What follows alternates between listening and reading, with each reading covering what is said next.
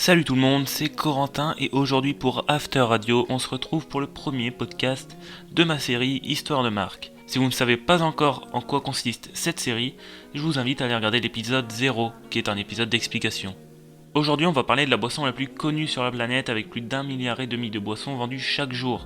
C'est évidemment le Coca-Cola. Mais commençons par casser deux idées reçues concernant la boisson. Coca n'a pas inventé le Père Noël, et le rouge présent sur le costume du vieux personnage n'est pas dû à la couleur rougeâtre de la boisson.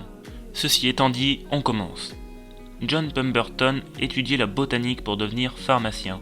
Né dans l'état de la Géorgie aux États-Unis en 1831, il combat durant la guerre de sécession qui faisait rage pour abolir l'esclavage dans les États du Nord et les lier avec ceux du Sud.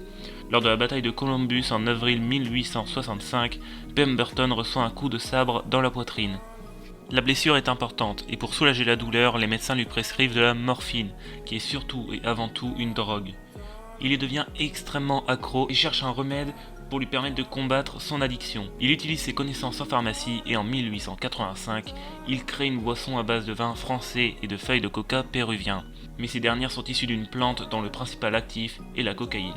Sa boisson parvient à soulager ses douleurs et il décide de la commercialiser dans sa pharmacie à Atlanta et elle est décrite par ses clients comme une boisson très excitante.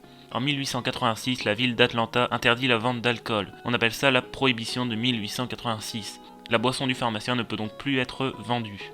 Pemberton décide donc de remplacer le vin bordelais par du sirop et ajoute des noix de coca, de la caféine et de l'eau gazéifiée.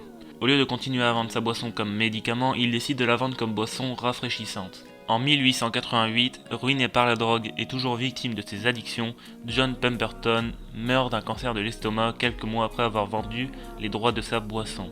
Celle-ci, qui est maintenant baptisée Coca-Cola, obtient un succès fulgurant, mais elle contient toujours de la cocaïne, drogue légale aux États-Unis jusqu'en 1914. Un verre en contiendrait environ 9 mg. Rapidement, l'opinion publique force les nouveaux propriétaires à remplacer la drogue par des feuilles décocaïnisées. Pour finir cet épisode, je vous rappelle qu'en France, le Coca-Cola a été dégusté pour la première fois sur la terrasse du Café de l'Europe près de la gare Saint-Lazare à Paris en 1933, donc longtemps après les Américains. Et il a été dégusté dans une des mythiques bouteilles de verre créées en 1915 en Amérique. Merci d'avoir écouté ce premier épisode de la série Histoire de marque. J'espère que ça vous aura plu, n'hésitez pas à liker et à vous abonner. N'oubliez pas aussi de suivre sur Instagram After Radio et on se retrouve très vite pour le second épisode qui portera sur la célèbre marque américaine Apple.